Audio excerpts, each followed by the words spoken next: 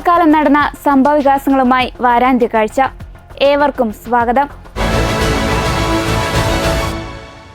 കേരളീയ പൊതുസമൂഹത്തെയും ദശലക്ഷക്കണക്കിന് കായിക പ്രേമികളെയും ഒരുപോലെ വഞ്ചിച്ച സമാനതകളില്ലാത്ത സാമ്പത്തിക നടപടിക്രമക്കേടുകളുടെ ഞെട്ടിക്കുന്ന വിവരങ്ങളാണ് ഈ ആഴ്ച സംസ്ഥാന രാഷ്ട്രീയത്തിൽ പ്രധാന ചർച്ചാ വിഷയമായിരിക്കുന്നത്.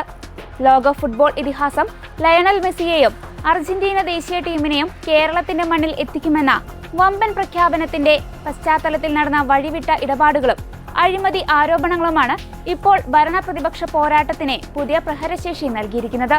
കായിക വകുപ്പ് സ്പെഷ്യൽ സെക്രട്ടറി എൻ പ്രശാന്ത് സമർപ്പിച്ച റിപ്പോർട്ട് പുറത്തുവന്നതോടെ ജനങ്ങളുടെ വൈകാരിക താൽപര്യങ്ങളെയും ഭരണഘടനാപരമായ നടപടിക്രമങ്ങളെയും ഭരണകൂട ശക്തി ഉപയോഗിച്ച് എപ്രകാരം ദുരുപയോഗം ചെയ്തുവെന്നാണ് വ്യക്തമാകുകയാണ്. മെസ്സി പര്യടനവുമായി ബന്ധപ്പെട്ട് കടുത്ത നിയമലംഘനങ്ങളാണ് നടന്നതെന്ന് റിപ്പോർട്ടിൽ ചൂണ്ടിക്കാണിക്കുന്നു. യാതൊരുവിധ താൽപര്യപത്രമോ മുൻഗണനാപരമായ നടപടിക്രമങ്ങളോ പാലിക്കാതെയാണ് തുടക്കത്തിൽ തന്നെ ഒരു സ്വകാര്യ സ്പോൺസറെ തെരഞ്ഞെടുത്തത്. കത്തയക്കുന്നതിന് വെറും 20 ദിവസം മുൻപ് മാത്രം രൂപീകരിച്ച വെറും 1 ലക്ഷം രൂപ മാത്രം പെയ്ഡ് ക്യാപിറ്റലുള്ള ഗോറ്റാഡ് എന്ന കമ്പനിയെയാണ് യാതൊരുവിധ സാമ്പത്തിക ശേഷിയോ മുൻപരിചയമോ ഇല്ലാതെ ചുമതലപ്പെടുത്തിയത്. ധനകാര്യ വകുപ്പിന്റെയോ ക്യാബിനറ്റിന്റെയോ അനുമതിയില്ലാതെ കളമശ്ശേരി GCDA വഴി കലൂർ സ്റ്റേഡിയം സ്വകാര്യ സ്പോൺസർക്ക് വിട്ടു നൽകുകയും അന്നത്തെ മുഖ്യമന്ത്രി പിണറായി വിജയൻ നേരിട്ടിടപെട്ട് 5 കോടി രൂപയുടെ സെക്യൂരിറ്റി ഡെപ്പോസിറ്റും വിനോദ നികുതിയും ഇളവ് ചെയ്തു കൊടുക്കുകയും ചെയ്തു. കരാർ പ്രകാരം നൽകേണ്ട തുക കൃത്യസമയത്ത് കൈമാറാതിരുന്നതാണ് അർജന്റീന ടീമിന്റെ പിന്മാറ്റത്തിന് കാരണമായത്.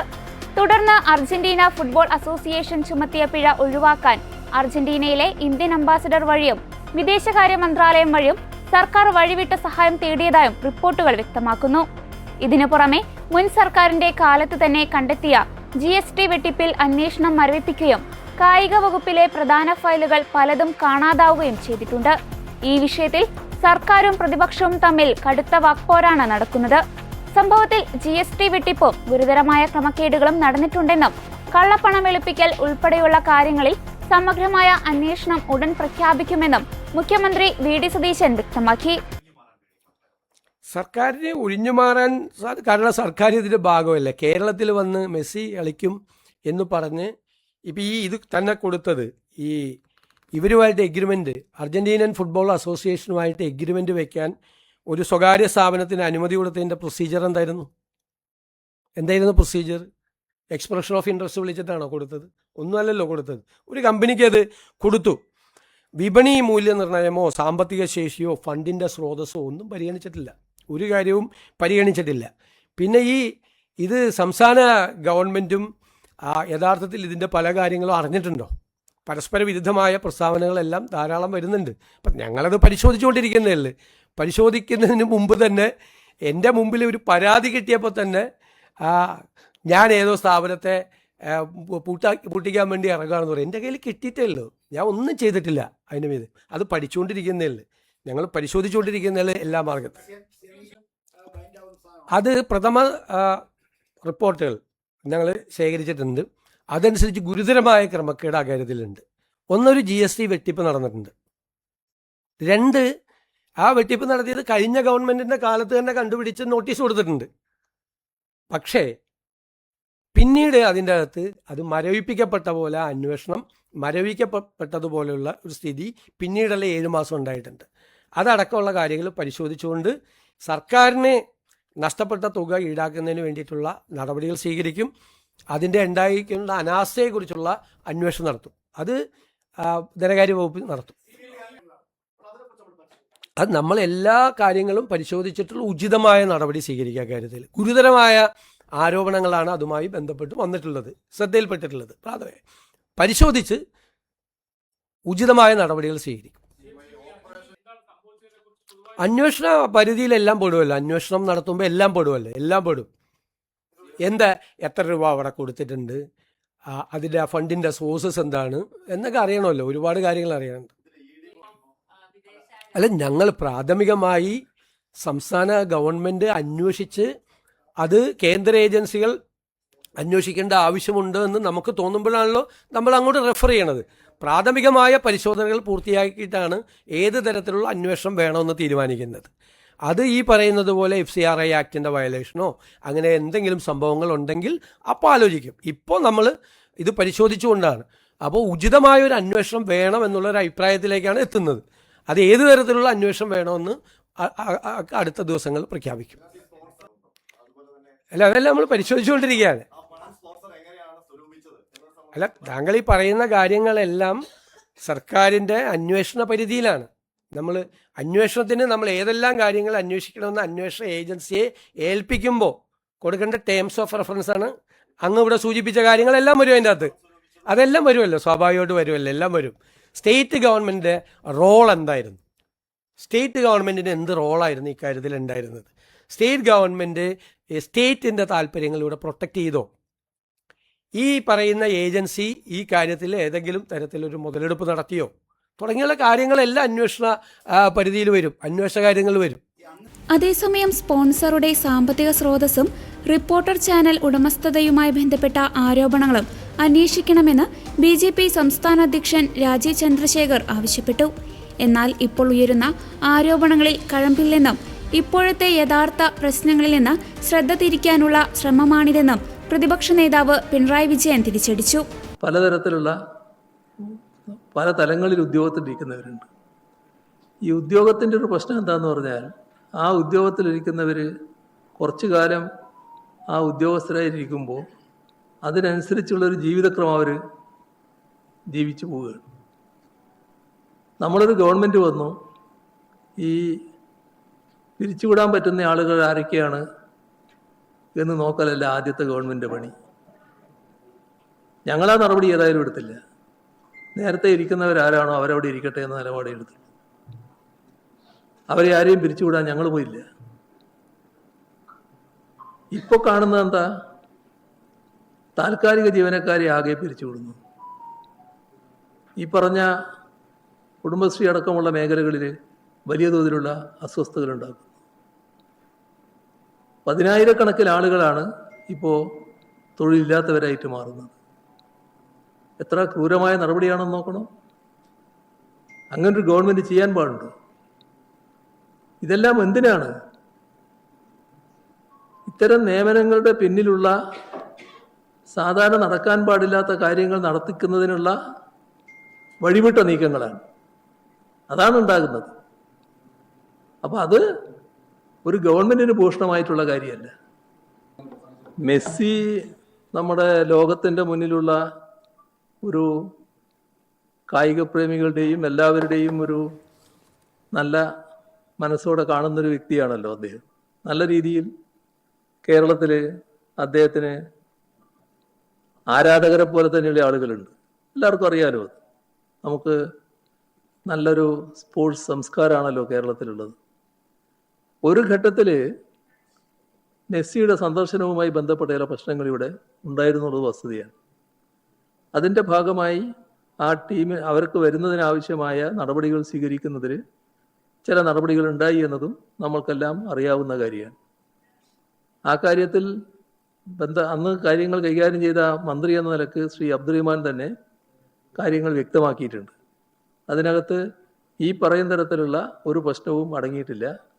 വരണമെന്ന് പൊതുവിൽ നാട് ആഗ്രഹിച്ചിരുന്നു. വരുന്നതിനെ നമ്മൾ സ്വാഗതം ചെയ്തിരുന്നു. പക്ഷെ അവർക്ക് അവരുടേതായ കാരണങ്ങളാൽ വരാൻ പറ്റിയില്ല എന്നുള്ളതാണ് പിന്നീട് സംഭവിച്ചത്. അതിൻ്റെ മേലെ എന്തന്വേഷണം നടത്താനാണെന്ന് അന്വേഷിച്ചാലേ പറയാൻ പറ്റും. സ്പെയിനിൽ മന്ത്രി പോകുന്നതിന് വേറെ കരാറൊന്നും വേണ്ട. മന്ത്രിക്ക് സ്പെയിനിൽ പോകുന്നതിന് കരാറൊന്നും ആവശ്യമില്ല. അതെ, കരാർ എന്ന് പറയുന്നത് എന്താണ്? ഗവൺമെന്റുമായിട്ടല്ലല്ലോ ഇത്തരം നടപടികൾ. അതെല്ലാം മന്ത്രി തന്നെ പറയല്ലോ. മന്ത്രി തന്നെ അന്നത്തെ മന്ത്രി കാര്യങ്ങൾ വിശദീകരിച്ചിട്ടുണ്ടല്ലോ. ഇപ്പോൾ നമ്മൾ ഈ നാട്ടിലാകെ ഇങ്ങനെ വല്ലാതെ പ്രശ്നങ്ങളൊക്കെ ഉണ്ടാകുമ്പോൾ അത് കുറച്ചൊരു വിഷമം ഉണ്ടാക്കുന്ന കാര്യമാണല്ലോ. അപ്പോൾ ഒന്നിരിക്കട്ടെ, ഒന്ന് ഇങ്ങോട്ട് തിരിച്ചും എന്നൊരു ആലോചനയുണ്ടാവും. അതും അവരെൻ്റെ വഴിക്ക് വരട്ടെ, അതുകൊണ്ട് സാരമൊന്നുമില്ല. അതൊന്നും ഞങ്ങളെ അധികം ബാധിക്കുന്ന കാര്യമല്ല. ഇനി അവർക്കെന്താ അന്വേഷിക്കേണ്ടതെന്ന് വെച്ചാൽ അന്വേഷിക്കട്ടെ. എല്ലാ സ്റ്റേഡിയം ഇദ്ദേഹം വന്നാലുള്ള നടപടികൾക്കായിട്ട് സ്റ്റേഡിയം കൊടുക്കാൻ വേണ്ടി തീരുമാനിച്ചു എന്നുള്ളത് ശരിയാണ്. ആ വരുന്നതിനാവശ്യമായ നടപടികൾ അവിടെ സ്വീകരിക്കേണ്ടതുണ്ടായിരുന്നു. അപ്പോൾ അന്താരാഷ്ട്ര തലത്തിലുള്ള സ്റ്റേഡിയമായിട്ട് മാറണ്ടേ? നമ്മൾ അന്താരാഷ്ട്ര സ്റ്റേഡിയം ആണെങ്കിലും അതിനുള്ള അറ്റകുറ്റപ്പണികൾ നടക്കണ്ടേ? അതുപോലുള്ള കാര്യങ്ങൾക്ക് ആവശ്യമായ നടപടികൾ ആരംഭിച്ചിരുന്നു. അത്രയേ ഉള്ളൂ. അല്ല, അതൊക്കെ എന്തടിസ്ഥാനത്തിൽ പറഞ്ഞു എന്നുള്ളത് മന്ത്രി തന്നെ വ്യക്തമാക്കുന്നുണ്ടല്ലോ, അന്നത്തെ മന്ത്രി വ്യക്തമാക്കുന്നുണ്ടല്ലോ. ആ കാര്യങ്ങൾ പൂർണ്ണമായിട്ട് മനസ്സിലാക്കാൻ ബാധ്യസ്ഥനായ ഒരാളല്ല ഞാൻ. അതിൻ്റെ ചില കാര്യങ്ങൾ മനസ്സിലാക്കുക എന്നല്ലാതെ A to Z കാര്യങ്ങൾ ഞാൻ അറിയേണ്ടതായിട്ടില്ല സാധാരണഗതിയിൽ. പക്ഷേ അതിനകത്ത് യാതൊരു ക്രമക്കേടുമില്ല എന്നുള്ളത് എനിക്ക് ഉറപ്പിച്ച് പറയാൻ പറ്റും.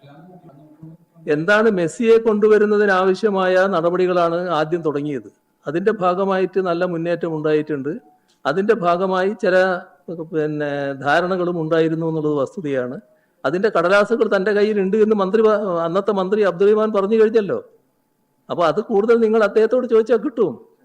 എന്നാൽ ലയണൽ മെസ്സിയുടെ കേരള സന്ദർശനവുമായി ബന്ധപ്പെട്ട ഫയലുകളിൽ ഗുരുതരമായ ക്രമക്കേടുകൾ നടന്നിട്ടുണ്ടെന്നും സർക്കാർ സംവിധാനങ്ങൾ ഒരു സ്വകാര്യ വ്യക്തിക്ക് സാമ്പത്തിക നേട്ടമുണ്ടാക്കാൻ ദുരുപയോഗം ചെയ്തുവെന്നും കായിക മന്ത്രി OJ ജിനേഷ് ആരോപിച്ചു. മുൻ മന്ത്രി V അബ്ദുറഹ്മാന്റെ വാദങ്ങളെ തള്ളിയ അദ്ദേഹം കൃത്യമായ നടപടിക്രമങ്ങൾ പാലിച്ചിട്ടില്ലെന്നും വ്യക്തതയില്ലാത്ത കാര്യങ്ങളാണ് ഫയലുകളിൽ ഉള്ളതെന്നും വ്യക്തമാക്കി. 2 കളികൾക്ക് വേണ്ടി പറയപ്പെട്ടിരുന്നത്, അത് 2-ൽ നിന്ന് 1 ചുരുങ്ങിയപ്പോഴും പണം കുറയ്ക്കപ്പെടുന്ന സാഹചര്യം ഉണ്ടാകുന്നില്ല. അപ്പോൾ അധികമായ പണം കൈമാറിയോ? ഇനി വിദേശ പണ ഇടപാട് നടത്താനുള്ള അനുവാദം കേന്ദ്ര സർക്കാരിൽ നിന്ന് ലഭിച്ചു എന്നുള്ളത് കൊണ്ട് ഈ കരാറ് പരിശുദ്ധമാകുന്നില്ല, ഈ ഇടപാടും ക്ലിയർ ആകുന്നില്ല. അതിൽ തന്നെ വളരെ കൃത്യമായി തന്നെ പറയുന്നുണ്ട്, അന്തിമാനുമതികൾക്ക് വിധേയമാണ്. മെസ്സി വരുന്നതുമായി ബന്ധപ്പെട്ട് അർജന്റീന ഫുട്ബോൾ അസോസിയേഷൻ്റെ സമ്മതപത്രവുമായി ബന്ധപ്പെട്ട് ഫിഫയുമായി ബന്ധപ്പെട്ട് ഓൾ ഇന്ത്യ ഫുട്ബോൾ ഫെഡറേഷനുമായി ബന്ധപ്പെട്ട് ഇതാണല്ലോ എൻ്റെ ഒരു ഒഫീഷ്യൽ ട്രാക്ക് എന്ന് പറയുന്നത്. ഇവിടെ കേരളത്തിൽ കേരള ഫുട്ബോൾ അസോസിയേഷൻ ഉണ്ട്, പിന്നെ ഓൾ ഇന്ത്യ ഫുട്ബോൾ ഫെഡറേഷൻ ഉണ്ട്, ഫിഫയുണ്ട്, അർജന്റീന ഫുട്ബോൾ അസോസിയേഷൻ ഉണ്ട്. ഈ രീതിയിലൊന്നുമല്ല കാര്യങ്ങൾ നടന്നുകൊണ്ടിരുന്നത്. അപ്പോൾ അതിലൊക്കെ ഒരു പ്രൊസീജിയറിലായിട്ടുള്ള കുറേ കാര്യങ്ങളൊക്കെ വലിയ രീതിയിൽ പോരായ്മകൾ ഉണ്ടായിട്ടുണ്ട്.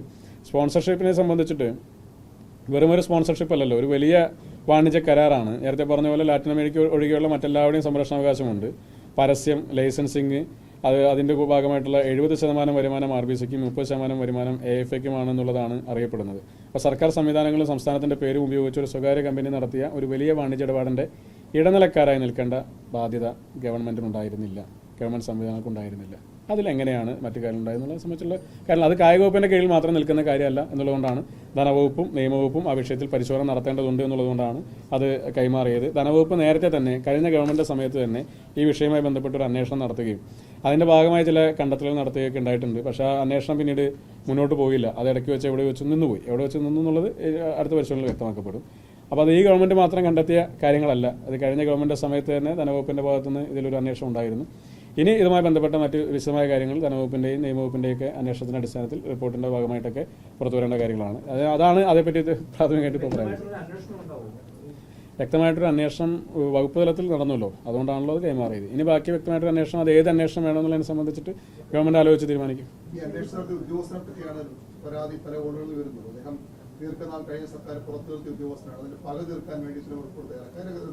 അല്ല, അങ്ങനെയൊന്നും അത് കണക്കാക്കി പോകേണ്ട കാര്യമുണ്ടെന്ന് എനിക്ക് തോന്നുന്നില്ല. പിന്നെ അന്വേഷണത്തിൻ്റെ ഭാഗമായി ഫയലുകളാണല്ലോ ഇവിടെ പരിശോധിക്കപ്പെട്ടിട്ടുള്ളത്. അപ്പോൾ ആ ഫയലുകൾ എന്തായാലും അദ്ദേഹം പുറത്തുനിന്ന കാലത്ത് അദ്ദേഹം തയ്യാറാക്കിയ ഫയലല്ലല്ലോ, അത് ഇവരെല്ലാം തയ്യാറാക്കിയ ഫയലുകളല്ലേ. അപ്പോൾ അതിലേക്കൊന്നും പോകേണ്ട കാര്യമില്ല. അങ്ങനെ ആരോടും പക തീർക്കേണ്ട സാഹചര്യം സംസ്ഥാന ഗവൺമെൻറ്റിനെ സംബന്ധിച്ചില്ല. ഈ വിഷയത്തിൽ ഒരു അന്വേഷണം നടത്തിയത് പോലും ആരോടെങ്കിലും പക തീർക്കാൻ വേണ്ടിയിട്ടല്ല. ഒന്ന് മലപ്പുറത്ത് നിന്ന് അടക്കമുള്ള ഒരുപാട് ഫുട്ബോൾ പ്രേമികളുടെ പരാതികളുണ്ടായിരുന്നു. മെസ്സി വരുമെന്ന് പറഞ്ഞിട്ട് അത് ഏത് ഘട്ടത്തിലാണ് നിന്ന് പോയത് എന്നുള്ളതിനെ സംബന്ധിച്ച് പരിശോധിക്കണമെന്ന്. മെസ്സിയെ കൊണ്ടുവരാൻ വീണ്ടും ശ്രമിക്കണമെന്ന് ആവശ്യപ്പെട്ട് ഒരുപാട് കത്തുകൾ നമുക്കുണ്ടായിരുന്നു, ഒരുപാട് അപേക്ഷകൾ, പിന്നെ ആവശ്യങ്ങൾ സോഷ്യൽ മീഡിയ മുഖാന്തരം അല്ലാതെയൊക്കെ നമ്മളോടൊക്കെ ആവശ്യപ്പെട്ട ഒരുപാട് ആളുകളുണ്ട്. അപ്പോൾ മെസ്സി വരാനുണ്ടായിരുന്ന സാഹചര്യം വീണ്ടും നിലനിൽക്കുന്നുണ്ടോ എന്നത് പരിശോധിക്കാനുള്ളൊരു സാവകാശം ഉണ്ടാവില്ലേ. അങ്ങനെ പരിശോധിക്കുമ്പോൾ അതിനകത്ത് കണ്ട ചില ധാരണക്കുറവുള്ള ചില കാര്യങ്ങളെ സംബന്ധിച്ച് കൂടുതലായി നടത്തേണ്ടതായി വന്നു. പരിശോധിച്ച് നോക്കിയപ്പോൾ സ്വാഭാവികമായും അതിലെ കാര്യങ്ങൾ ഗവൺമെൻറ് റിപ്പോർട്ട് ചെയ്യപ്പെടേണ്ടതാണെന്ന് തോന്നി. അത് കായിക വകുപ്പ് പൂഴ്ത്തിവെക്കപ്പെടേണ്ട ഫയലാണ് എന്ന് തോന്നിയില്ല. അതുകൊണ്ട് ആ ഫയൽ കൈമാറി. ഇതൊരു 2-3-4 ആഴ്ചയായി നടക്കുന്ന കാര്യങ്ങളൊരു പിന്നെ അങ്ങനെ ആയിരുന്നെങ്കിൽ നേരത്തെ തന്നെ മാധ്യമങ്ങൾക്കൊക്കെ ഇതിൻ്റെ മറ്റ് വിവരങ്ങളൊക്കെ ലഭ്യമാക്കാമായിരുന്നല്ലോ. ഇവിടെ അന്വേഷണം നടക്കുമ്പോഴും അന്വേഷണ റിപ്പോർട്ട് എൻ്റെ കൈവശം വരുമ്പോഴും ഞാൻ കൈമാറുന്ന ഘട്ടത്തിൽ ഒന്നും തന്നെ ഒരു വിവരം പോലും ആർക്കും പോലും ലഭ്യമായിരുന്നല്ലോ. അപ്പോൾ ആരോടും പകയുടെ പ്രശ്നമൊന്നും ഗവൺമെൻറ്റിനെ സംബന്ധിച്ചില്ല. ഇപ്പോൾ ഒരു സ്വകാര്യ ചാനൽ പറയുന്ന പോലെ അവരോട് പക തീർക്കാൻ വേണ്ടിയിട്ടൊന്നും ആരും ഇതിൻ്റെ പുറകിൽ ഇറങ്ങി നടക്കുന്നതല്ല. ഇതൊരു ഗവൺമെൻറ് തലത്തിൽ നടത്തപ്പെടുന്ന ചില കാര്യങ്ങളെ സംബന്ധിച്ച് വ്യക്തത കുറവുണ്ടായിരുന്നെങ്കിൽ അത് പരിശോധിക്കൽ തെളിയപ്പെടുമ്പോൾ നമ്മളത് റിപ്പോർട്ട് ചെയ്യണം. കായിക വകുപ്പിൻ്റെ ഉത്തരവാദിത്തമാണ്. അല്ല, നമുക്ക് പരാതികളുണ്ടായിരുന്നു. ആ പരാതികളെ സംബന്ധിച്ചൊരു പരിശോധന നടത്തേണ്ടത് സാഹചര്യം ഉണ്ടായിരുന്നു.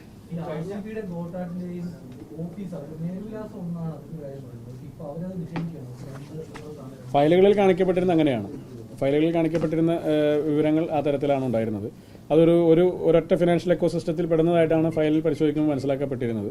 അങ്ങനെയാണെങ്കിൽ അതിലെ പ്രധാനപ്പെട്ട ഒന്ന് നിൽക്കുന്നത്, ഒന്ന് ഗോട്ടാട് മാറി RBC വരുമ്പോൾ ഒരേ പോസ്റ്റൽ അഡ്രസ്സിലും അതുപോലെ തന്നെ ഓരോ ഇക്കോസിസ്റ്റത്തിലും പെടുന്ന ഒന്നാണെങ്കിൽ അതിനെ സംബന്ധിച്ച് കൂടുതൽ അന്വേഷണം നടത്തേണ്ടതായിരുന്നു. അന്ന് അത് പരിശോധിക്കപ്പെടണം, അതിൻ്റെ ഡ്യൂ ഡിലിജൻസ് പരിശോധിക്കപ്പെടേണ്ടതായിരുന്നു. അതുണ്ടായിരുന്നില്ല. മാത്രമല്ല, ഈ ഗോട്ടാട് എന്ന് പറഞ്ഞ കമ്പനി രൂപീകരിക്കപ്പെട്ടത് വെറും 20 ദിവസം മുമ്പാണ്. ഈ കത്ത് അയക്കപ്പെടുന്നതിന് 20 ദിവസം മുമ്പ് മാത്രം രൂപീകരിക്കപ്പെട്ട ഒരു കമ്പനിയാണ്.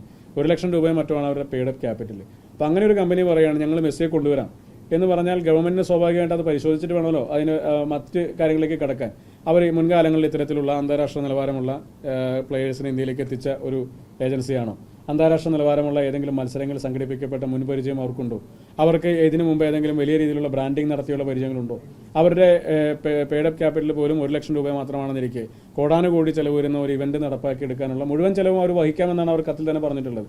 അതിന്റെ സോഴ്സ് ഓഫ് ഇൻകം അവരെ സംബന്ധിച്ച് എന്താണ്? അവരെവിടെ നിന്ന് ഈ പണം കണ്ടെത്തും? അവരെങ്ങനെ ഈ ഇവന്റ് നടത്തും എന്നതടക്കമുള്ള കാര്യങ്ങളെ സംബന്ധിച്ച് കൃത്യമായ പരിശോധന നടത്തിയതിന് ശേഷം മാത്രം വേണമായിരുന്നു അതുമായി മുന്നോട്ട് പോകാനായിട്ടുണ്ടായിരുന്നു. അപ്പോൾ അത്തരം പരിശോധനകൾ നടത്തിയിട്ടില്ല എന്നുള്ളതുകൊണ്ടാണ് തുടക്കം മുതലേ ഈ ഇതുമായി ബന്ധപ്പെട്ട കാര്യങ്ങളിൽ വലിയ പോരായ്മ ഉണ്ടായിട്ടുള്ളത്. അപ്പോൾ അത് പരിശോധിക്കപ്പെടട്ടെ. പിന്നെ അവരെല്ലാം ഉന്നയിക്കപ്പെടുന്ന പോലെ അവരുടെ കൈകൾ ശുദ്ധമാണെങ്കിൽ പരിശോധന തെളിയുമല്ലോ. അതിലിപ്പോൾ പിന്നെ മറ്റു പ്രയാസങ്ങളുടെ ആവശ്യമില്ല. വകുപ്പിൻ്റെ കയ്യിൽ ശ്രദ്ധയിൽപ്പെട്ട കാര്യങ്ങൾ ഫയലുകളിൽ പലതും മിസ്സിംഗ് ആണ്. ഫയലുകളിൽ പല കാര്യങ്ങളും കാണുന്നില്ല. അതുകൊണ്ട് അത് അന്വേഷിക്കണം എന്നാവശ്യപ്പെട്ട് അന്വേഷിക്കേണ്ടതാണ് എന്നുള്ളത് കൊണ്ട് അത് പിന്നെ മുഖ്യമന്ത്രി കൈമാറി. അത് അവിടെ ഏത് അന്വേഷണം നടത്തണം എന്നുള്ളതിനെ സംബന്ധിച്ച് അത് പഠിച്ചതിന് ശേഷം ഗവൺമെൻറ് ഒരു തീരുമാനം പ്രഖ്യാപിക്കും, അന്വേഷണം പ്രഖ്യാപിക്കും. ആ അന്വേഷണത്തിൻ്റെ ഭാഗമായി ആരും കുറ്റക്കാരില്ലെങ്കിൽ ആരും കുറ്റക്കാരാകുന്നില്ല.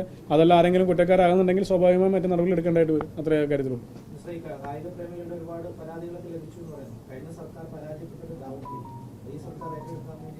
അല്ല, കഴിഞ്ഞ സർക്കാരിന് ആരോ എവിടെയോ ഇരുന്നൊരാഴ്ച ഇമെയിലിൽ അവർ ഇടങ്ങിപ്പോയി നടത്തിയ ഒരു അനധികൃതമായ ഒരു ഇടപെടൽ അത് ഈ സർക്കാർ തുടരേണ്ട ആവശ്യം എന്താ ഉള്ളത്? മെസ്സിയെ കൊണ്ടുവരാൻ സാധിക്കുമോ എന്നുള്ളതിനെ സംബന്ധിച്ച് ഞാനിപ്പോൾ പറയില്ല. മെസ്സിയെ എന്നോട് എല്ലായ്പ്പോഴും തുടക്കം മുതലേ നിങ്ങളെല്ലാവരും ചോദിക്കാറുള്ള കാര്യമാണ്, മെസ്സി ഇവിടേക്ക് വരുമോ എന്നുള്ളതാണ് എല്ലാവരും ചോദിക്കാറുള്ള കാര്യം. ഞാൻ പറയുന്നത് മെസ്സി ഇവിടേക്ക് വരുമോ എന്നുള്ളതല്ല, ഇവിടെ നിന്ന് കുറച്ച് മെസ്സിമാരുണ്ടാവുക എന്നുള്ളതാണ് ഞങ്ങളുടെ ഏറ്റവും പ്രധാനപ്പെട്ട ദൗത്യം. അപ്പോൾ ആ പണി പൂർത്തീകരിക്കുക എന്നുള്ളതാണ് നമ്മുടെ ഏറ്റവും പ്രധാനപ്പെട്ട കാര്യം. നമ്മുടെ നാട്ടിലെ ഗ്രൗണ്ടുകളിൽ കളിക്കുന്ന കുട്ടികളിൽ ഒരുപാട് മെസ്സിമാരുണ്ട്, ഒരുപാട് നെയ്മർമാരുണ്ട്, ഒരുപാട് പിന്നെ മറ്റ് പ്രമുഖ ഫുട്ബോൾ കളിക്കാരെ പോലെ തന്നെ പ്രഗത്ഭരാകാൻ സാധിക്കുന്ന ചെറുപ്പക്കാരുണ്ട്. അവരൊക്കെ ലിഫ്റ്റ് കൊണ്ടുവരാനുള്ള പണികൾ നോക്കാം നമുക്ക്. അതാണ് ഞങ്ങൾ ഇന്നിപ്പോൾ ഈ കായിക മേഖലയെ മൊത്തത്തിൽ പ്രോത്സാഹിപ്പിക്കാൻ വേണ്ടിയിട്ടാണ് കഴിഞ്ഞ ഗവൺമെന്റിന്റെ കാലത്തുള്ളതിനേക്കാൾ ഇരട്ടി തുക പാരിതോഷികമായി പ്രഖ്യാപിച്ചത്. അവരുടെ പ്രൈഡ് ലിഫ്റ്റ് ചെയ്യുന്നതിന് വേണ്ടിയിട്ടാണ്. അവരാരും മറ്റ് സംസ്ഥാനങ്ങളിലെ പിന്നെ മത്സരാർത്ഥികൾക്ക് ലഭിക്കുന്ന ആനുകൂല്യങ്ങൾ കണ്ട് ഞങ്ങളുടെ സംസ്ഥാനം ഞങ്ങളെ അവഗണിച്ചു എന്ന ചിന്ത അവർക്കുണ്ടാകാൻ വേണ്ടി പാടില്ല. അവരെ ഏറ്റവും അഭിമാനത്തോടു കൂടി ചേർത്ത് നിർത്താൻ തീരുമാനമെടുത്തത്. അതേസമയം സർക്കാരിന് ഇതിൽ രാഷ്ട്രീയ വിരോധമില്ലെന്നും നിയമപരമായ അന്വേഷണം മാത്രമാണ് നടക്കുന്നതെന്നും മന്ത്രി PC വിഷ്ണുനാഥും വ്യക്തമാക്കി. ഇല്ല, ഈ ഗവൺമെന്റ് ഇക്കാര്യത്തിൽ ഒരു രാഷ്ട്രീയപരമായ ഇടപെടലും ഇല്ല. ഗവൺമെന്റ് ഇത് സംബന്ധിച്ച എല്ലാ അന്വേഷണവും നിയമപരമായിട്ടേ നടത്തത്തുള്ളൂ. നിയമപരമായിട്ടല്ലാതെ ഒരു കാര്യവും ചെയ്യില്ല. ഇപ്പോൾ ഒരു അന്വേഷണ സമിതിയുടെ റിപ്പോർട്ടാണ് ഈ പുതിയ ചർച്ചയ്ക്ക് കാരണമായത്. ആ റിപ്പോർട്ടിന്റെ നിയമപരമായ തരത്തിലുള്ള അന്വേഷണങ്ങൾ നടക്കും. നിയമവിരുദ്ധമായി ആരെയും നിരോധിക്കാനോ നിയമപരമായി ഉള്ള കാര്യങ്ങളിൽ ആരെയും സംരക്ഷിക്കാനോ സർക്കാർ ശ്രമിക്കില്ല. അപ്പോൾ അതുമായിട്ട് ബന്ധപ്പെട്ടവർ സഹകരിച്ചാൽ മാത്രം മതിയാകും. വേറെ വിവാദങ്ങളൊന്നും ഉണ്ടാക്കേണ്ട കാര്യമില്ല. അല്ല, അത്തരത്തിൽ പറയുന്നത് ഇത്തരത്തിൽ മുഖ്യമന്ത്രിക്ക് വേണ്ടിയിട്ട് മുഖ്യമന്ത്രിയുടെ റിപ്പോർട്ടല്ലല്ലോ ഇത്. മെസ്സി കേരളത്തിൽ കാരണം മലയാളികൾ വഞ്ചിക്കപ്പെട്ട ഒരു സംഭവമാണ് ഈ മെസ്സി എപ്പിസോഡെന്ന് പറഞ്ഞത്. കാരണം അർജന്റീനയിലുള്ളതിനേക്കാൾ കൂടുതൽ മെസ്സി ആരാധകരുള്ള ഒരു സംസ്ഥാനമാണ് കേരളം. അപ്പൊ മലയാളികൾ വഞ്ചിക്കപ്പെട്ടു എന്നൊരു ഫീലുണ്ട് അവർക്ക്. മെസ്സി വരും കേട്ടോ എന്ന് പറഞ്ഞ് ആളുകളെ പറ്റിച്ചതാണ്. അപ്പൊ അത് സംബന്ധിച്ചിട്ടുള്ള ഒരു അന്വേഷണം കായിക വകുപ്പിന്റെ റിപ്പോർട്ടിന്റെ പേരിൽ നടക്കുകയാണ്. നമ്മൾ അതിനകത്ത് വീണ്ടും ആവർത്തിക്കുന്നു, നിയമപരമായി ആയിരിക്കും അന്വേഷണം നടക്കുന്നത്. നിയമവിരുദ്ധമായി അതിലൊന്നും ഉണ്ടാകില്ല. കായിക പ്രേമികളുടെ വികാരങ്ങളെ മുൻനിർത്തി നടത്തിയ ഈ സംഭവം കേവലം ഒരു സാമ്പത്തിക ക്രമക്കേട് മാത്രമല്ല, മറിച്ച് ഭരണ സംവിധാനങ്ങളെ സ്വകാര്യ താൽപര്യങ്ങൾക്കായി ദുരുപയോഗം ചെയ്തതിന്റെ പ്രകടമായ തെളിവാണ്. മേളകളും ഇവന്റുകളും കാട്ടി ആളുകളെ പറ്റിക്കുന്നതിന് പകരം കേരളത്തിന്റെ മൈതാനങ്ങളിൽ നിന്ന് പുതിയ മെസ്സിമാരെ സൃഷ്ടിച്ചെടുക്കുന്ന യഥാർത്ഥ കായിക സംസ്കാരത്തിലേക്കാണ് സംസ്ഥാനം ഇനി മുന്നേറേണ്ടത്. അതുകൊണ്ട് തന്നെ ഉയർന്നു വന്ന സാമ്പത്തിക കുറ്റകൃത്യങ്ങളിൽ നിഷ്പക്ഷമായ ഉന്നതതല അന്വേഷണം നടത്തി കുറ്റക്കാരെ മാതൃകാപരമായി ശിക്ഷിച്ചാൽ മാത്രമേ ജനാധിപത്യ ഭരണ സംവിധാനങ്ങളിലുള്ള ജനങ്ങളുടെ വിശ്വാസം വീണ്ടെടുക്കാൻ സാധിക്കൂ. ഇതോടെ വാരാന്ത്യ കാഴ്ച പൂർണ്ണമാകുന്നു. അടുത്ത ആഴ്ച വീണ്ടും കാണാം. നന്ദി.